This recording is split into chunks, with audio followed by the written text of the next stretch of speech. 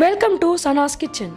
இன்னைக்கு நம்ம வீடியோவில் ஒரு ஃபேமஸான ஹோட்டல் ஸ்டைல் கிரேவி தான் பார்க்க போகிறோம். கட்டையன் ஹோட்டல் ஸ்டைல் சிக்கன் எலும்பு குழம்பு எப்படி பண்ணலான்னு பார்க்கலாம் வாங்க.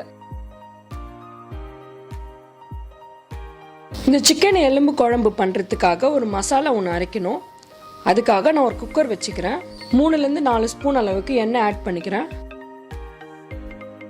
2 பீஸ் அளவுக்கு சின்ன பட்டை, கொஞ்சமாக கல்பாசி, ஒரு சின்ன அன்னாச்சி பூ,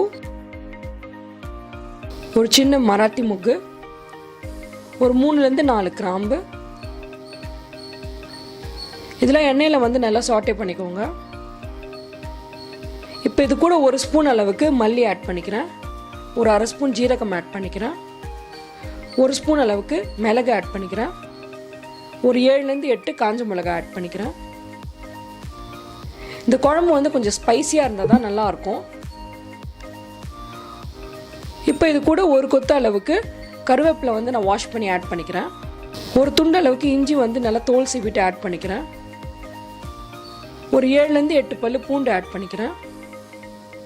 இப்போ இது கூட ஒரு பெரிய சைஸ் வெங்காயம் கட் பண்ணி ஆட் பண்ணிக்கிறேன்.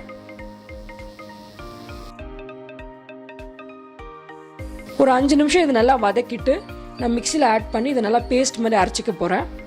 ரொம்ப தண்ணி ஊற்ற வேணாம்.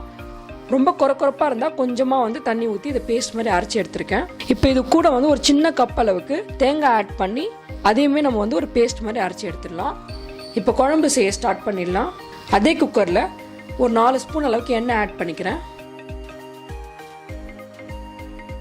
சின்ன பீஸ் அளவுக்கு கல்பாசி ஆட் பண்ணிக்கிறேன். எண்ணெய் சூடானதுக்கப்புறம் இதில் 1 ஸ்பூன் அளவுக்கு சில்லி பவுடர் ஆட் பண்ணிக்கிறேன். இது இந்த கிரேவிக்கு ஒரு நல்ல கலர் கொடுக்கும்.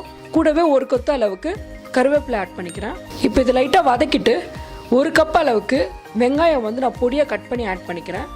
இந்த வெங்காயம் வதங்கிறதுக்காக கொஞ்சமாக உப்பு ஆட் பண்ணி நல்லா வதக்கி விட்டுடலாம்.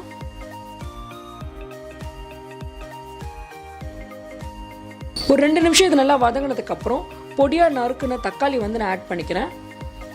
ஒரு பெரிய தக்காளி இதில் ஆட் பண்ணியிருக்கேன். இப்போ இது கூட 1 ஸ்பூன் அளவுக்கு சிக்கன் மசாலா, 1/4 ஸ்பூன் அளவுக்கு மஞ்சள் தூள் ஆட் பண்ணிக்கிறேன். இது லைட்டாக கலந்து விட்டுட்டு நம்ம அரைச்சி வச்சிருக்க பேஸ்ட்டை இதில் ஆட் பண்ணிக்கலாம். நம்ம காஞ்ச மிளகுலாம் ஆட் பண்ணியிருக்கோம். எண்ணெயிலே மிளகாத்தூளும் ஆட் பண்ணியிருக்கோம். ஸோ உங்களுக்கு காரம் செக் பண்ணிவிட்டு நீங்கள் அதுக்கேற்ற மாதிரி அட்ஜஸ்ட் பண்ணி போட்டுக்கலாம்.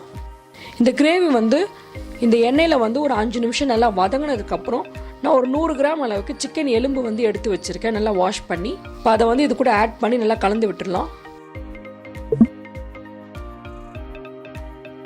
எலும்பு ஆட் பண்ணி ஒரு 2 நிமிஷம் இது நல்லா வதக்கினதுக்கப்புறம் ஒரு 1.5 கப் அளவுக்கு நான் தண்ணி ஆட் பண்ணிக்கிறேன். எலும்பு குழம்பு நல்லா தண்ணியாக வச்சாலும் நல்லா தான் இருக்கும். ஒரு 2-3 நிமிஷம் லைட்டாக ஒரு கொதி வந்ததுக்கப்புறம் கை நிறைய நான் கொத்தமல்லியை கட் பண்ணி ஆட் பண்ணிக்கிறேன். இப்போ இது மூடி போட்டுட்டு 2-3 விசில் விட்டுக்கலாம். மீடியம் ஃப்ளேம்லேயே இது விசில் வர்ற மாதிரி வச்சுக்கோங்க.